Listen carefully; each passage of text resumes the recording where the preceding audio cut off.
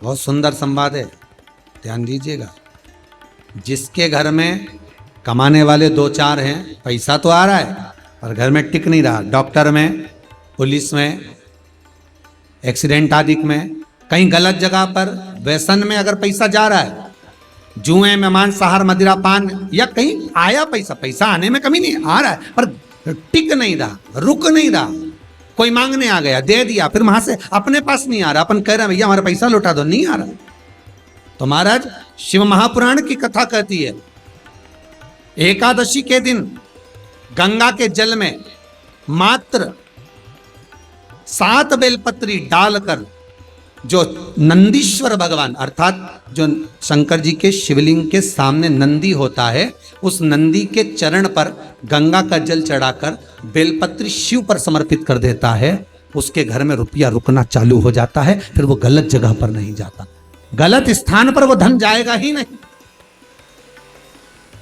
बेटा अगर व्यसन में पड़ा हुआ है, मदिरा पान में पड़ा हुआ है, मांसाहार में, जुए आदि में जा रहा है, तुम्हें लग रहा है कि मेरा बेटा गलत मार्ग पर जा रहा है, ये मित्र दोस्ती गलत हो रही है, वो सही जगह पर आ जाए।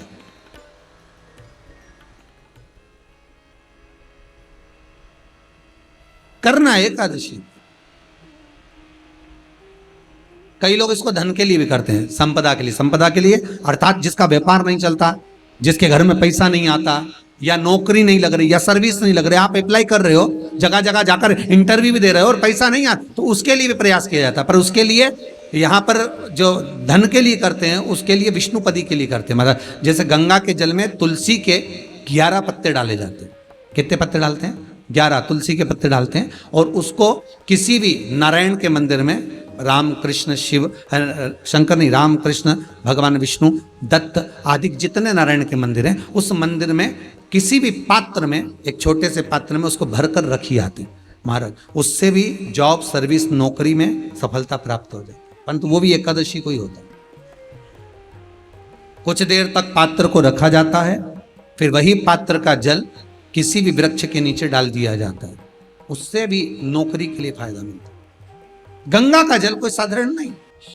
कुछ तिथियां होती हैं, जिन तिथियों में अगर आप रोज गंगा का जल शंकर को नहीं चढ़ा सकते, तो शिव महापुराण कथा कहती है, स्कंद पुराण कहती है, विष्णु पुराण कहती है, गर्ग संहिता कहती है, गीता पुरुष गोरखपुर का कल्याण का गंगा अंक कहता है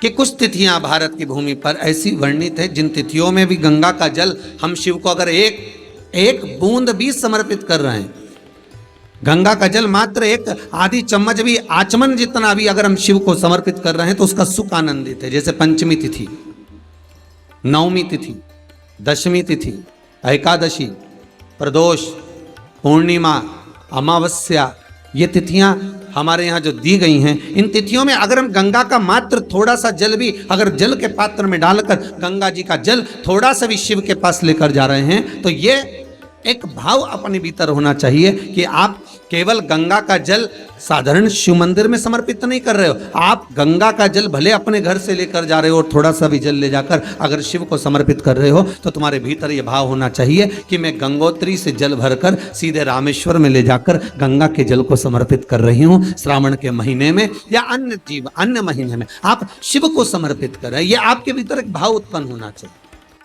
महाराज गंगोत्री में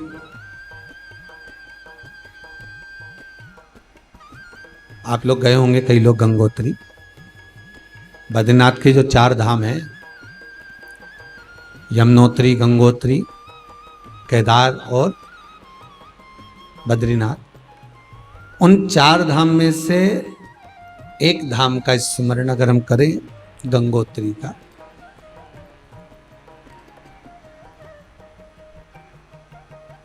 वहां बैठकर भागीरथ जी महाराज ने तप साधना करी।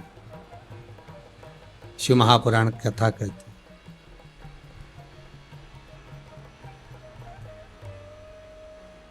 क्या गलती हो गई थी? राजा सगर जब यज्ञ अनुष्ठान किए, अश्वमेघ यज्ञ करे, उसका यज्ञ का जो अश्व था वो इंद्र ने चुरा लिया था। इससे पहले की एक कथा में कहा था, आप जब जब कोई अनुष्ठान करेंगे, कोई तप करेंगे, कोई साधना करेंगे, कोई भजन करेंगे, कोई कीर्तन करेंगे, तो उसमें आपके व्रत वाले दिन इंद्र स्वयं जान कर कर आपको क्रोध दिलाते हैं। क्यों क्रोध दिलाते हैं? जिससे आपके मुख से अपशब्द निकले, अपशब्द। शिव महापुराण के अंदर एक बार को नैमिषार की कथा में जब 108 शिव महापुराण की कथा रखी थी तो उसमें एक बात कही थी, जिस दिन अपने पूर्वजों का आप श्राद्ध करें, जिस दिन किसी ब्राह्मण को आप भोजन कराएं, जिस दिन आप गुरुजन के चरणारविंद में जाएं, जिस दिन आप यज्ञ कर रहे हो, आपके घर में अनुष्ठान कर रहे हो, आपके घर में सत्यनारायण जी की कथा कर रहे हो, आपके घर में आप पूजन कर रहे हो, आप शिव स्तुति कर रहे हो, आप शंकर का अनुमोदन कर रहे हो, आप शंकर जी का पूजन करने जा रहे हो,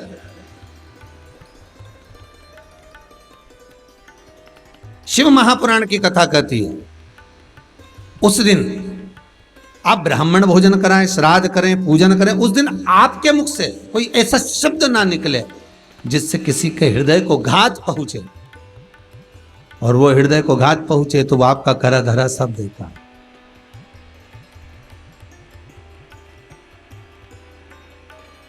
पहले भी काज फिर कहते हैं, आप मंदिर में अगरबत्ती लगाएं ना लगाएं, आप मंदिर में दिया जलाएं ना जलाएं, आप मंदिर में चंदन लगाएं ना लगाएं, आप भगवान को जल चढ़ाएं ना चढ़ाएं, आप भगवान को पुष्प चढ़ाएं ना चढ़ाएं, पर इतना बात जरूर याद रखना कि आप इन सब चीज से बढ़कर है कि किसी का दिल ना दुखाए।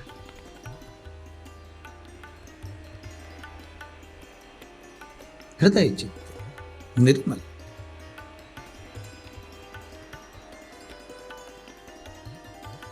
ये चित्तवृत्ति निर्मल, फिर जो सुख मिलेगा, वो आनंद जो मिलेगा वो अलग ही रहेगा, अलग।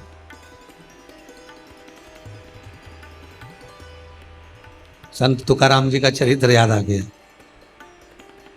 एक सेठ जी गंगा नहाने गए, खूब सारा सामान लेकर गए, खूब लड्डू पेड़ा गुलाब जामुन इमरती भजिया पकोड़ा कड़ी पुड़ी सारी सामान, खूब सोना चांदी हीरा मोती सब ले गए, गंगा नहाने के लिए गए, खूब बांटा, खूब बांटा, और गंगा नहाए बाहर निकले तो घाट पे आके खूब गालियां दी, जिन जिन को दान दिया उनको खूब खूब गाली दी। पंडित लोग भी लिए थे, कुछ ब्राह्मण, कुछ साधु, कुछ सन्यास, घाट पे तो यही रहेंगे और कौन रहेगा। जिन जिन गरीबों को दिया, भिखारी को दिया, भिक्षुक को दिया, ब्राह्मण आदि को दिया, जो जिसको दिया सबको गालियां दी खूब। संत तुकाराम जी बैठे बैठे देख रहे थे। तुकाराम जी ने पूछ लिया सेठ जी के पास आकर, क्यों क्यों सेठ जी, तुम तो गंगा नहाए थे, सबको खूब दान दे रहे थे, सारे पूरे हरिद्वार के लोग बोल रहे खूब दान दिया, सेठ जी ने खूब दान दिया, और आप गालियां दे रहे हो। तो सेठ जी बोला गाली नहीं दो तो और क्या करूं। एक महाराज जी ने कहा था मेरे शरीर में रोग हो गया, तो महाराज जी बोले थे खूब दान करना, और दान करने के बाद गंगा जी में डुबकी लगा लेना, बिल्कुल सही हो जाएगा। तो फिर गाली काय को दे रहा हूं। सेठ जी बोले मैं तो सही नहीं हुआ, पूरा शरीर वैसा की वैसा ही है, दान अलग चले गया लाखों रुपए का, और शरीर वैसा की वैसा ही।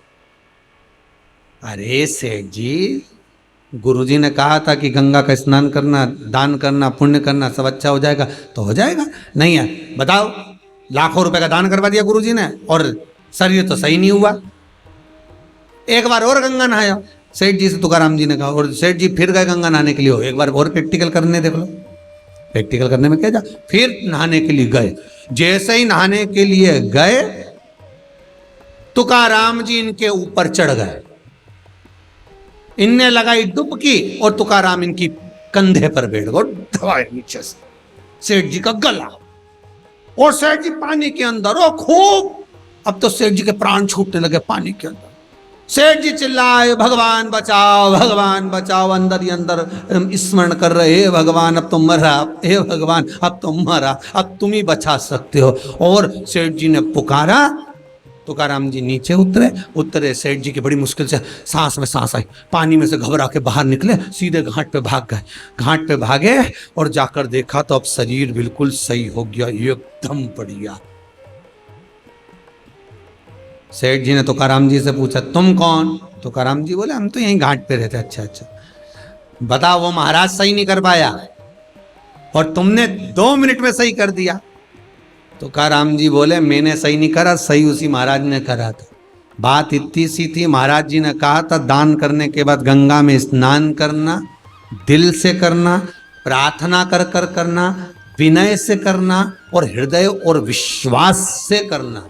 जब विश्वास से गंगा नहाओगे तो शरीर ठीक हो जाएगा। महाराज ने इतना कहा था, पर तूने दान भी करा, सब कुछ करा, पर तूने जो गंगा स्नान करा ना वो विश्वास से नहीं करा। तू नहाया जरूर, महाराज जी ने कहा तो नहा लो, पर तेरे अंदर को भाव जागृत नहीं होता वो विश्वास।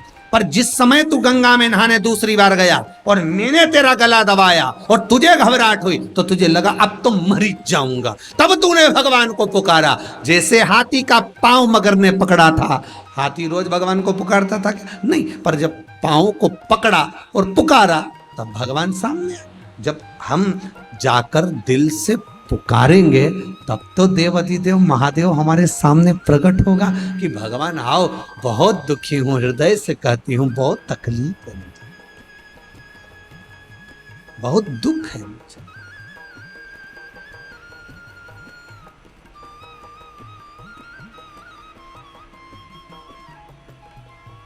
बहुत तकलीफ। भगवान को दिल से पुकारोगे भगवान आए। अब जब तुम दिल से ही नहीं पुकारोगे, तुम्हारी चित्तवृत्ति में, जब हृदय चित्त में भगवान संजोएगा ही नहीं, भगवान को पुकार ही नहीं पाओगे तो भगवान मिलेगा। अरे फिर कहूंगा, श्रावण के महीने में आप पूरे मोहल्ले में, नगर में, कॉलोनी में, सोसाइटी में, जहां चाहो वहां देखना लोग चंदन लगाए मिलेंगे। लोग खूब शंकर जी की आराधना, रुद्राक्ष की माला, ये वो, और खूब बाबा के भस्म लगा के भगवान को रिझाने का प्रयास करेंगे। पर भगवान जानता है कि ये बरसाती मेंढक है।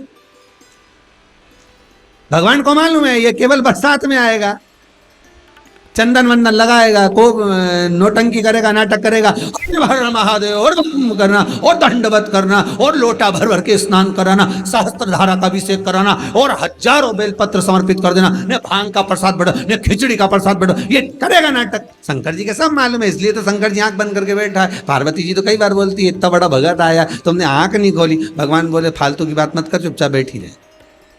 आपने नहीं बोलना है कि बीच में, बिल्कुल नहीं बोलना, ये क्या कर रहा है इसको करने दो, आपने नहीं बोलना।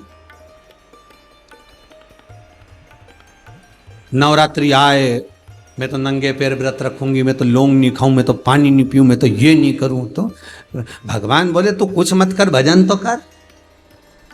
ने नाटक इतना बड़ा करने, भजन के टाइम पे बस 2 टाइम आरती कर दी, जय अम्बे गौरी, जय श्यामा गौरी, 2 टाइम आरती करे और दिन भर फरियाल चरे। भगवान भी सोचे काई मत। इसीलिए तो आपको बार बार कहते हैं दिन भर चरो, एकादशी करो। सावन के महीने में भी हम नहीं बोलेंगे तुमसे कि तुम व्रत करो, हम तो ये कहेंगे खूब प्रेम से खाओ पर भगवान का गुण गाओ।